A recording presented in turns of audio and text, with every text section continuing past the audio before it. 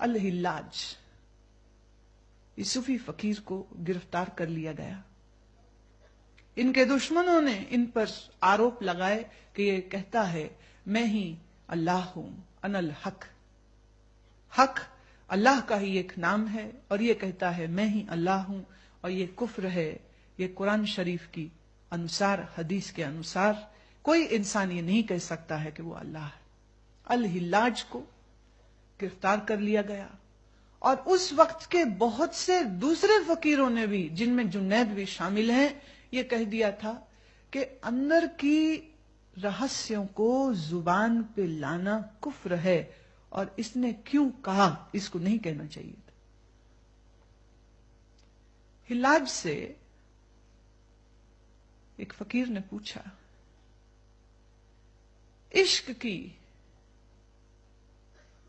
इश्क का उरूज क्या है, इश्क की ऊंचाई क्या है?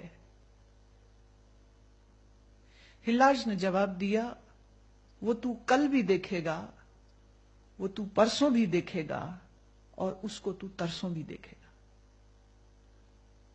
अब ये जवाब बहुत उलझा हुआ है, समझ नहीं लगी कि क्या मतलब क्या है इसका।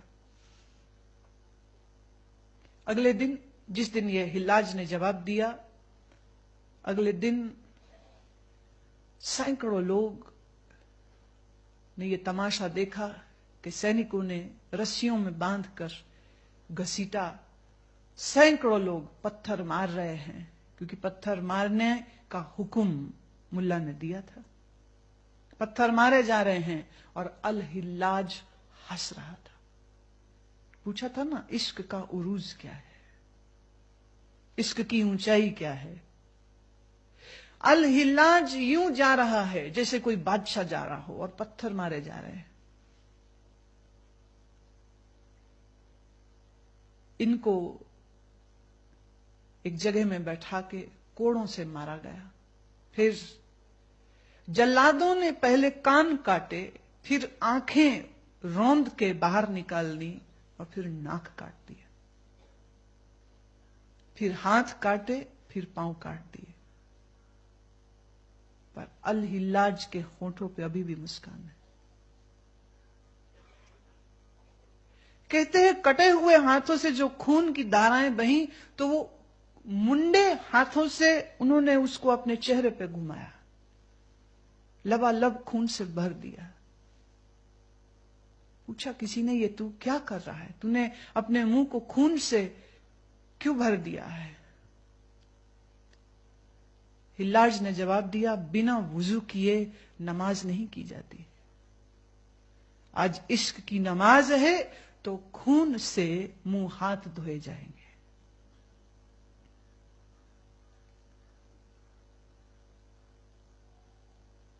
इसी तरह इनको तड़पता हुआ वहां छोड़ा गया, और फिर अगले दिन तक वो तड़पता रहा शरीर। दूसरे दिन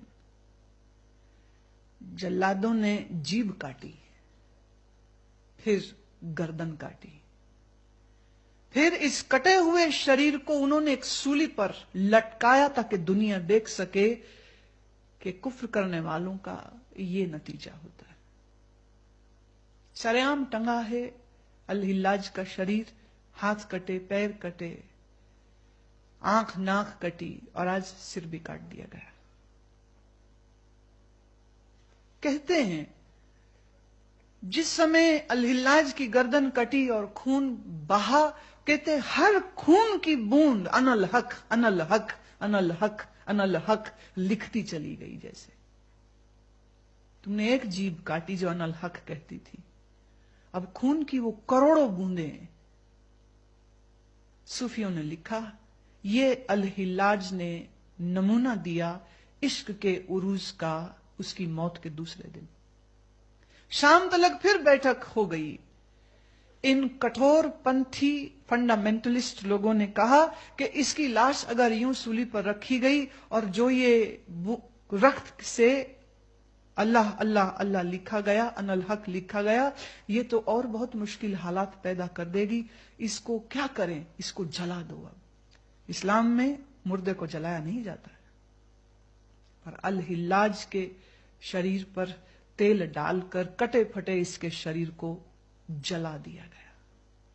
कहते पर जलती हुई लौ से भी इनके मारने वालों को यही सुने कि अनल हक अनल हक अनल हक। राख को किसी एक जगह रखा तो फिर कहीं अल-हिल्लाज के चेले और उसके प्यार करने वाले कोई उसका मकबरा ना बना दे, तो किले की छत पर चढ़ के तिबरीज इस शहर में हवाओं में इसकी राख को उड़ा दिया गया कि इसका कोई नामो निशान भी ना बचे। ये अल-हिल्लाज का तीसरा दिन था। हिल्लाज ने कहा था कि इश्क का उरूज क्या है, इश्क का सबसे बड़ा स्वरूप क्या है, इश्क की ऊंचाई क्या है, गहराई क्या है, ये तुम्हें कल भी दिखेगी, परसों भी दिखेगी और तरसों भी दिखेगी।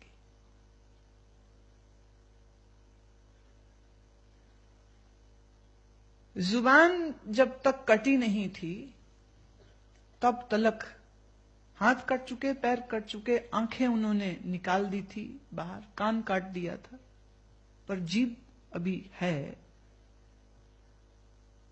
कान देखो तुम ये बाहर का काट सकते हो, सुनने की शक्ति तो अंदर होती। तो भीड़ में से किसी एक इसके मुरीद ने पूछा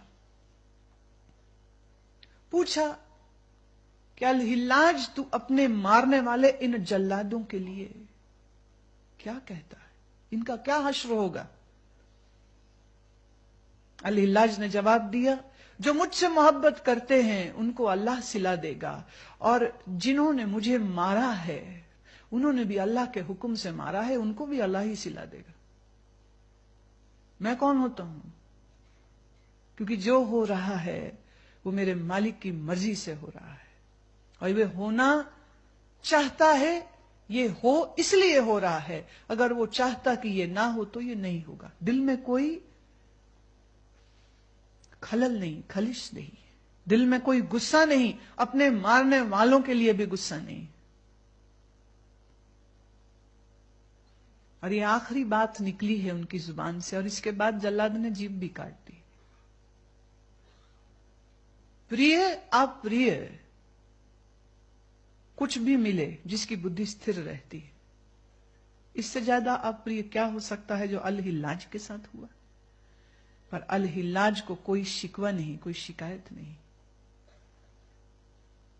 प्रिय अल-हिल्लाज जब तक जीवित था इसको हजारों लोगों ने पूजा है, हजारों लोगों ने इसको अपना मुर्शद माना है, हजारों लोगों ने इसकी तारीफों के पुल बांधे हैं, सैकड़ों सूफियों ने इसको अदब से सजदे किए थे कि क्या तेरी स्थिति है। पर फिर सैकड़ों सूफियों ने इसकी निंदा भी की है, समेत जुन्नैद के। जुन्नैद को सिर्फ इसी बात का खशता था कि ये हक्के हकीकत की बात को जुबान पे नहीं लाओ। तो क्यों लाता है? दिखाना चाहता है कि तू जानता है हकीकत क्या है, तू चुप क्यों नहीं रह सकता?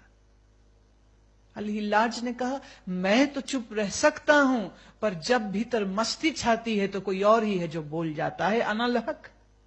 मैं क्या करूं, मैं क्या करूं?